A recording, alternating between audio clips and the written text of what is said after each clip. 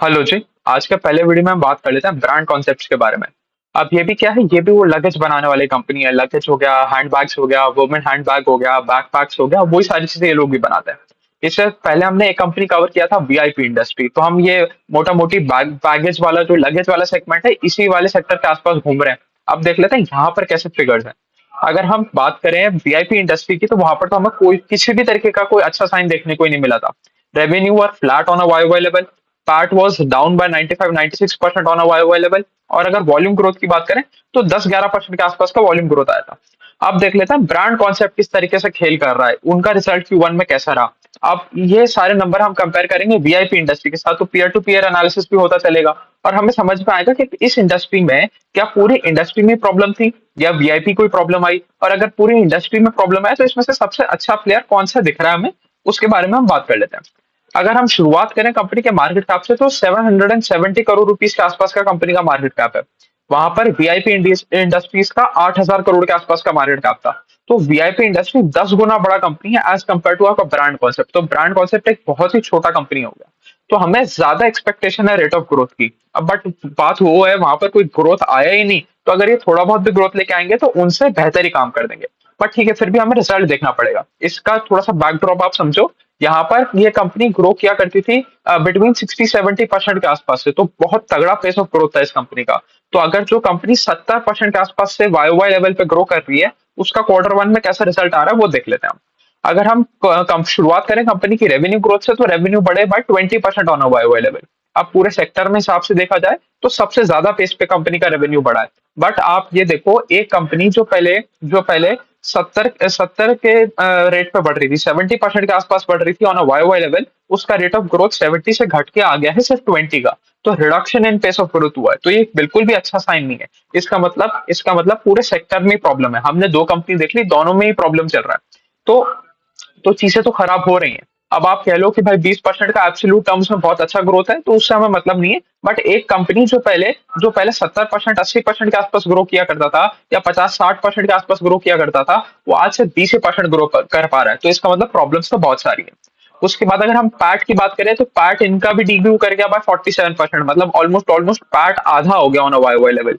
तो यहाँ पर भी इसका मतलब पूरा इंडस्ट्री वाइड ही प्रॉब्लम चल रहा है। सबके ही मार्जिन में कंप्रेशन देखने को मिल रहा है, सबका ही पैट गायब हो रहा है, सबका ही रेवेन्यू ग्रोथ स्लो डाउन हो रहा है। तो ये पूरा का पूरा, अगर किसी इंडस्ट्री में प्रॉब्लम आ रही है, तो जरूरी थोड़ी है कि हम उसी इंडस्ट्री में जाकर पैसा डालें। हम उस इंडस्ट्री को ट्रैक करते रहेंगे। अब इसका मतलब ये नहीं है कि ब्रांड कॉन्सेप्ट या वीआईपी इंडस्ट्री अब जीवन भर के लिए खराब कंपनी हो गए। आप इनको लगातार ट्रैक करते रहो। जब सेक्टर में टेलविंड्स आने लग जाए, जब सेक्टर में देखने लग जाए कि भाई रिवाइवल हो रहा है, चीजें वापस सही डायरेक्शन की तरफ बढ़ रही है, तब इन्वेस्ट करने के बारे में सोचेंगे। आज कोई हमने कसम थोड़ी खा रखी है कि भाई हमें तो लगेज सेक्टर की कोई ना कोई कंपनी उठानी है। जब हमें पता चल रहा है कि भाई एक जो इतना छोटा सा कंपनी है, जो पहले 70-80% पे ग्रो कर रहा था, वो आज सिर्फ 20% पे ग्रो कर पा रहा है, पार्ट उसका आधा हो गया है। इंडस्ट्री लीडर जो सबसे बड़ा कंपनी था, उसका पार्ट गायब हो गया है। तो ऐसी इंडस्ट्री में हमें पैसा ही क्यों डालना है, हमें इन्वेस्टमेंट ही क्यों करना है। तो ये चीजें हमें समझ के चलना पड़ेगा। तो यहाँ पर भी हालत खराब है। अब इनका बिजनेस मॉडल थोड़ा अलग तरीके से चलता है। अगर हम देखें वीआईपी इंडस्ट्री के नजरिए से, तो वीआईपी के पास कुछ कुछ खुद के ब्रांड्स थे। भाई खुद वीआईपी था, स्काईबैक्स था, कप्रीसी था। इस तरीके से उनके खुद के ब्रांड्स थे, और वो अपने ब्रांड्स में प्रोडक्ट बेच रहे थे। इनके साथ क्या है, इनके दो तरीके प्रोडक्ट हैं। एक तो खुद का होली फुल्ली ओन्ड ब्रांड्स हैं, कि जो खुद खुद बनाते हैं, खुद का ही ब्रांड है, खुद ही बेचते हैं। दूसरा है इनके लाइसेंसेस। तो ये जो जो भी फॉरेन ब्रांड्स हैं, उनका प्रोडक्ट लेके आते हैं इंडिया में, और उनको बेचने का काम करता है। और वो लाइसेंस एग्रीमेंट के साथ होता है कि भाई आपका 5 साल का लाइसेंस है, 7 साल का लाइसेंस है, 10 साल का लाइसेंस है। इस तरीके से ये लोग प्रोडक्ट बेचते हैं। तो अगर मैं दो मेजर ब्रांड्स की बात करूं, तो एक तो इन्होंने लाइसेंस लिया टॉमी हिलफिगर का। तो टॉमी हिलफिगर एक प्रीमियम ब्रांड है, और इसमें भी सिर्फ और सिर्फ बैकपैक वाला सेगमेंट। तो जैसे वो अगर कोई टी शर्ट बना रहे, पोलो शर्ट्स बना रहे हैं, या पोलो टी शर्ट्स बना रहे हैं, उसका सेल कंपनी में जाके नहीं जुड़ता। वो सिर्फ जो स्मॉल लेदर आइटम्स, मतलब बेल्ट हो गया, वॉलेट हो गया, ये सारी चीजें हैं। और जो उनका लगेज वाला सेगमेंट है, लगेज वाला सेगमेंट आके जुड़ रहा है ब्रांड कॉन्सेप्ट के पास। दूसरा ब्रांड की बात मैं करूं, तो यूनाइटेड कलर ऑफ बेनेटन। तो ये जो यूसीबी का ब्रांड है, इन्होंने इसका भी लाइसेंस ले रखा है। बट इसमें भी वही है कि लाइसेंस का आपका एक टेन्योर होगा कि भाई ये 7 साल का लाइसेंस है या 10 साल का लाइसेंस है। उसके बाद वो लाइसेंस रिन्यू होगा या नहीं होगा वो हमें नहीं पता। तो वो डिपेंडेंट है जिसका ओरिजिनल ब्रांड है उसके ऊपर। तो टॉमी हिलफिगर के ऊपर डिपेंडेंट है कि भाई अगर इन्होंने इन्होंने इसको कॉन्ट्रैक्ट को रिन्यू नहीं किया तो इनकी सेल चली जाएगी। तो ये इनके इनके साथ एक प्रॉब्लमेटिक पार्ट है। तो ये चीजें हमने समझ ली। तो चलिए एक बार हम देख लेते हैं कितने ब्रांड्स हैं, खुद के कितने ब्रांड है और हमारे बाहर लाइसेंस कितने ब्रांड्स हैं, उन सब के बारे में बात कर लेते हैं। तो दो की तो हमने बात कर ही ली, टॉमी हिलफिगर की और यूनाइटेड कलर और बेनेटन की। उसके साथ इनके पास शुगर रश का एक ब्रांड है और द आर्टिकल का एक ब्रांड है। और जिसमें से जो शुगर रश और वर्टिकल है, वर्टिकल वाले जो दोनों ब्रांड्स हैं वो इनके फुल्ली ओन्ड ब्रांड्स है, मतलब वो खुद का ब्रांड है। ये कहीं नहीं जाने वाला, इसका सेल हमेशा आपको आता हुआ देखने को मिलता रहेगा। तो ये चीज भी हमने समझ ली। अब देखो, ये कंपनी ग्रो कर रही थी 70-80%। तो 70-80% का ग्रोथ आ क्यों रहा था वो भी समझ लेते हैं। अब देखो, ये लगेज वाला सेगमेंट कब काम आता है, जब आपका ट्रैवल स्पेस बहुत अच्छा कर रहा हो। तो जब कोविड आया, कोविड में तो सबका ट्रैवल डिमांड ठप हो गया, कोई इधर से उधर जा ही नहीं सकता था। तो जब सब कुछ बंद हो गया तो ये जो ट्रैवल बैग्स है ना, इसकी डिमांड पाइल अप होती रही। मतलब ऐसा था कि अगर किसी को 2020 में 4 बैग्स चाहिए थे तो वो डिमांड पाइल अप होती गई। और फिर जब ये सारे रिस्ट्रिक्शंस हटे तब एकदम से बहुत बड़ा बूस्ट देखने को मिला हमें ट्रैवल इंडस्ट्री में। तो जब बहुत बड़ा बूस्ट देखने को मिला ट्रैवल इंडस्ट्री में, तो इसका ये लोग एकदम डायरेक्ट बेनिफिशियरी बने। तो इनकी भी डिमांड बहुत ज्यादा आई, तो इसकी वजह से इनको बहुत अच्छा ग्रोथ रेट देखने को मिला। उसके बाद इसमें यहाँ पर प्रोडक्ट मिक्स भी चेंज हो गया कि अब जो बैग है वो आपका एक एक पूरी आउटफिट का एक एक्सेसरी की तरह देखने लग गया। कि भाई पहले तो होता था कि भाई एक एक लगेज को कैरी करने के लिए एक रिक्वायरमेंट है, बट अब वो रिक्वायरमेंट से ज्यादा फैशन वाली कैटेगरी में भी चला गया। तो इसकी वजह से और भी ज्यादा डिमांड बढ़ गई और प्रीमियम बैग का डिमांड बढ़ गया कि भाई पहले आपका रिक्वायरमेंट होता था भाई मेरा सामान भर जाए और मैं उसको कन्वीनियंटली लेके ट्रैवल कर पाऊँ। अब आपकी क्या रिक्वायरमेंट है कि भाई वो तो जो बेसिक रिक्वायरमेंट है वो तो है कि मेरा सामान आना ही चाहिए, मैं कन्वीनियंटली मैं कंफर्टेबली ट्रैवल भी कर पाऊँ, बट उसके साथ साथ वो अच्छा भी दिखना चाहिए, मेरे आउटफिट के साथ मैच भी करना चाहिए, मेरे स्टैंडर्ड के साथ मैच करना चाहिए। तो ये 50 तरीके की चीजें हो गई जिसकी वजह से यहाँ पर ये जो लगेज वाला सेगमेंट है इसमें हमें काफी अच्छा डिमांड देखने को मिला। तो इसकी वजह से इस कंपनी ने बहुत बढ़िया रेट पे ग्रो भी किया था।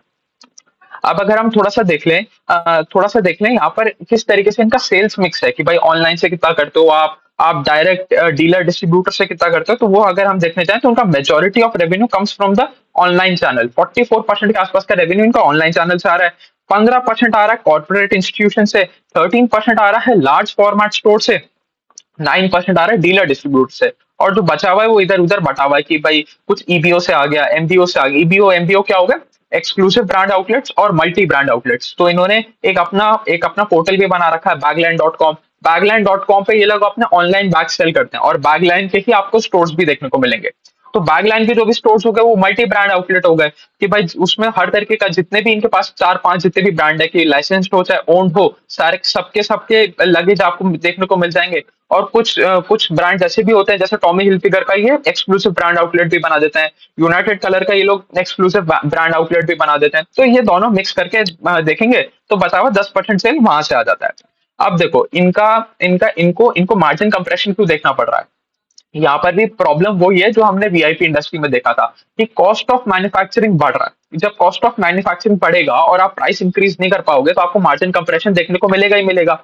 अब इन लोगों को क्या करना पड़ रहा है, इनको खुद की फैक्ट्री बनानी पड़ रही है। तो खुद की मैन्युफैक्चरिंग यूनिट बनाने के लिए अभी मतलब वो तो कहानी बहुत लंबी है, बहुत दूर है, क्योंकि अभी ये लोग लैंड वैंड सर्च कर रहे हैं, उसके ऊपर फिर कंस्ट्रक्शन शुरू करेंगे। तो फैक्ट्री बनना तो अभी काफी लंबे टाइम का कहानी है। बट अभी इनके पास कॉस्ट का इनके हाथ में कुछ भी नहीं है। तो जिस बंदे से ये लोग कॉस्ट प्रोडक्ट बनवा रहे हैं अगर वो कॉस्ट इंक्रीज कर देता है तो एंड ऑफ द इनके पास कोई कॉस्ट कंट्रोल नहीं है, इनकी भी कॉस्ट बढ़ जाती है। और अगर आगे कस्टमर को प्राइस पास ऑन नहीं कर पा रहे तो आपका मार्जिन कंप्रेशन हमें देखने को मिल जाता है। तो ये वाले तो प्रॉब्लमेटिक चीज यहाँ पर है ही है। तो ये चीज हमने समझ ली। अब हम समझ लेते हैं सबसे इंपॉर्टेंट चीज कि भाई ये जो दो ब्रांड्स है हमारे पास, दो मेन ब्रांड्स है जहां पर आपकी ज्यादा बहुत अच्छी सेल आ रही है, बहुत अच्छे मार्जिन के साथ सेल आ रही है। टॉमी हिल्फिगर और यूनाइटेड कलर ऑफ बेनेटन, इन दोनों का कितना कितना कॉन्ट्रैक्ट का टेन्योर है। तो जो जो हमारा टॉमी हिल्फिगर वाला ब्रांड है उसका तो कॉन्ट्रैक्ट एक्सपायर हो रहा है दिसंबर ऑफ 2026 में। तो अब हमें ये चीज देखते हुए चलना पड़ेगा कि भाई क्या ये कॉन्ट्रैक्ट रिन्यू होगा या नहीं हुआ। अगर नहीं हुआ तो कंपनी के लिए प्रॉब्लम्स आ जाएंगी कि भाई जो कंपनी का एक प्रीमियम ब्रांड हुआ करता था जहां से बहुत अच्छे रेवेन्यू मार्जिन पार्ट लेके आते थे वो गायब हो जाएगा। अब देखो मैनेजमेंट इज क्वाइट कॉन्फिडेंट कि इन लोगों को ये रिन्यूअल मिल जाएगा, बट हमें इस चीज पे नजर रखनी पड़ेगी, ये चीज हमारे लिए रिस्क है। तो अगर आप एक शेयर होल्डर हो ब्रांड कॉन्सेप्ट के, तो आपको ये चीज देखनी पड़ेगी कि यार ये जो लाइसेंस्ड वाले ब्रांड्स हैं इनका रिन्यूअल कितना आता है, और रिन्यूअल आता है तो कितने टेन्योर का आता है। कि आप सपोज जो जो टॉमी हिल्फिगर है उसने रिन्यूअल किया और एक साल का ही किया कि भाई दिसंबर 26 में एक्सपायर हो रहा है और एक साल के रिन्यू कर दिया, तो दिसंबर 27 में फिर इनके सर पे तलवार लटकी हुई मिलेगी कि भाई अब अगले साल के लिए हमें वापस मिलेगा या नहीं मिलेगा। तो ये एक प्रॉब्लमैटिक चीज है। वहीं अगर मैं बात करूं यूनाइटेड कलर ऑफ बेनेटन की, वो थोड़ा सा फिर भी रिलैक्स्ड है। वहां पर हालात फिर भी ठीक है क्योंकि उन्होंने सीधा सीधा 2030 तक का इनको कॉन्ट्रैक्ट दे रखा है, 2030 तक का इनके साथ एग्रीमेंट हो रखा है। तो जितना लॉन्ग फॉर्मेट होगा उतना बढ़िया है, क्योंकि आपको हर साल की टेंशन नहीं है ना कि भाई इस बार फिर रिन्यूएबल आ रहा है, फिर रिन्यूएबल आ रहा है कि होगा नहीं होगा, होगा नहीं होगा, वो वाली टेंशन में नहीं रहोगे। तो इनका स्टेबिलिटी भी इसी तरीके से आएगी कि जितना लंबा टाइम का आप कॉन्ट्रैक्ट होल्ड कर पाओ उतना बढ़िया। तो चलिए, यही थी कहानी ब्रांड कॉन्सेप्ट की। ये कंपनी पढ़ने के बाद हमें एक और चीज समझ में आ गई कि भाई पूरी इंडस्ट्री में ही प्रेशर चल रहा है। आप चाहे रेवेन्यू टर्म्स में देख लो, चाहे मार्जिन टर्म्स में देख लो, पार्ट मार्जिन टर्म्स में देख लो, वीआईपी इंडस्ट्री का तो ऑलमोस्ट सब गायब ही हो गया। बट ये कह सकते हैं कि वीआईपी इंडस्ट्री से बहुत बेहतर काम किया ब्रांड कॉन्सेप्ट ने, क्योंकि एक तो रेवेन्यू ग्रोथ लेके आया, 20% के आसपास का रेवेन्यू ग्रोथ लेके आया, जो बहुत ही बढ़िया बात है। बट ये हम पर्सपेक्टिव में देख रहे हैं विद वीआईपी इंडस्ट्री। अगर आप ब्रांड कॉन्सेप्ट के खुद के रिजल्ट के साथ कंपेयर करोगे तो इसका पेस ऑफ ग्रोथ कम हुआ है, जो खराब चीज है। बट अगर हम वीआईपी से कंपेयर करें तो वीआईपी से ब्रांड कॉन्सेप्ट काफी अच्छा काम कर रहा है। दूसरी चीज, जो वीआईपी इंडस्ट्री था उसका पार्ट गिर गया था बाय 95-96% के आसपास। इन्होंने अपने पार्ट मार्जिन को फिर भी थोड़ा कंट्रोल कर पाया और सिर्फ 47% का रिडक्शन आया इन पार्ट। अब हमारी पास एक और कंपनी बचती है, तीसरी कंपनी बचती है सफारी इंडस्ट्री, जो ये लगेज वाले बैगेज वाले सेगमेंट में काम करती है। तो उसका अब हम अगला वीडियो कर देंगे और उसके बारे में बात करके पूरा का पूरा इंडस्ट्री, पूरा का पूरा सेक्टर कंप्लीट करेंगे। तो चलिए अभी के लिए इतना ही रखते हैं। Thank you.